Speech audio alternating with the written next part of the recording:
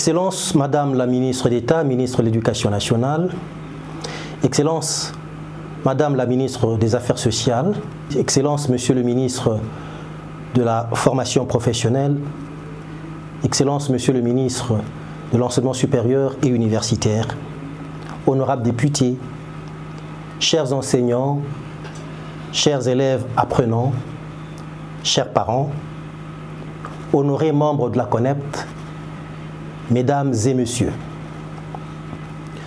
En ce 30 avril 2025, Journée nationale de l'enseignement, célébrée en pleine Semaine mondiale d'action pour l'éducation, nous, membres de la Coalition nationale pour l'éducation pour tous en République démocratique du Congo, en tant que voix de la société civile dans la promotion du droit à l'éducation de qualité, tenons à adresser un message de reconnaissance, d'alerte et d'engagement collectif.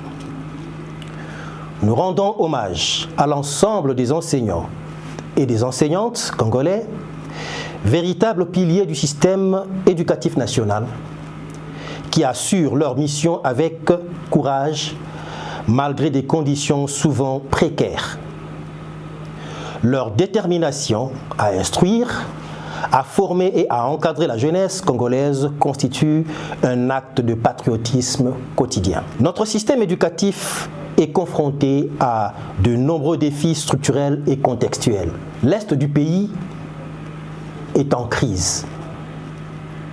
Selon l'UNICEF, plus de 2500 écoles ont été fermées depuis le début de l'année 2025. Dans les provinces du Nord Kivu, du Sud Kivu, de l'Ituri, privant plus de 1,6 million d'enfants de leur droit à l'éducation. La gratuité de l'enseignement primaire, quant à elle, est menacée.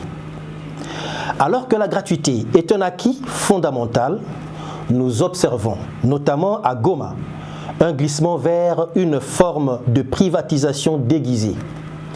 Dans plusieurs écoles, les frais de scolarité sont imposés sous couvert de réparation d'infrastructures pour déboucher les toilettes. Ces frais s'élèvent parfois de 5 à 10 $.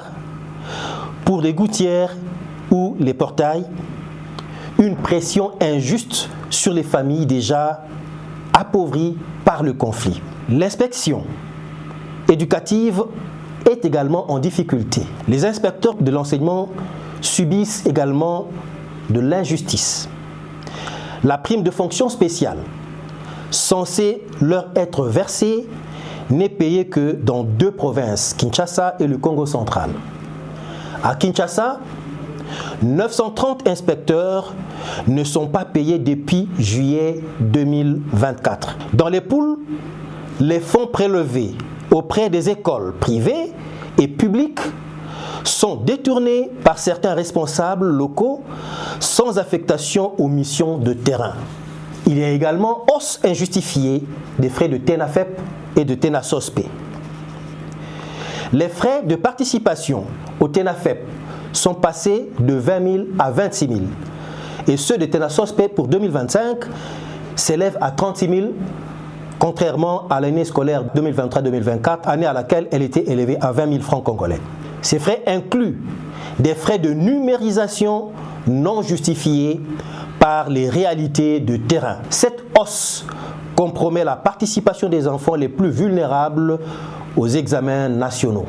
En tant que société civile, nous réaffirmons notre engagement à collaborer activement avec les autorités, les parlementaires, les partenaires, ainsi que les communautés locales pour bâtir un système éducatif plus équitable, plus transparent et plus résilient.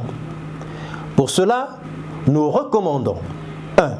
L'application effective de la déclaration sur la sécurité dans les écoles pour empêcher leur occupation militaire et les rendre sûrs, même en contexte de conflit. 2. Le développement de plans de contingence éducatifs, distribution des kits scolaires, la mise en œuvre des dispositifs d'apprentissage à distance ou communautaire, le respect effectif de la gratuité. Arrêter les formes déguisées de paiement, dans les écoles publiques primaires, mettre en place des mécanismes de contrôle citoyen et augmenter les transferts directs aux écoles. 4. Appui au paiement des inspecteurs. Le paiement régulier et équitable des salaires et des primes d'itinérance des inspecteurs, la couverture nationale de la prime de fonction spéciale, la transparence dans la gestion des fonds alloués aux pools et aux inspections. Nous demandons également plus de justice sociale dans l'accès aux examens nationaux. Geler toute augmentation des frais de participation, surtout dans les zones en crise affectées par le conflit, ou prévoir des mécanismes d'exemption pour les enfants vulnérables. Enfin, l'inclusion, la mise en œuvre effective de politiques éducatives sensibles au genre, à la diversité linguistique et culturelle, adaptées aux enfants vivant avec handicap. Excellence Madame la Ministre d'État, Ministre de l'Éducation nationale, chers compatriotes, chers membres de la CONEPT, Mesdames et Messieurs. En cette journée nationale de l'enseignement, célébrée au cœur de la Semaine mondiale d'action pour l'éducation 2025, la CONEPT RDC appelle à une union nationale et à une mobilisation collective pour sauvegarder le droit à l'éducation en République démocratique du Congo. L'éducation ne peut plus attendre. L'éducation ne doit pas être un luxe. L'éducation est un droit.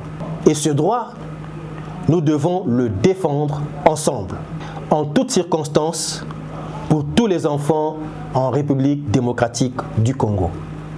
Je vous remercie.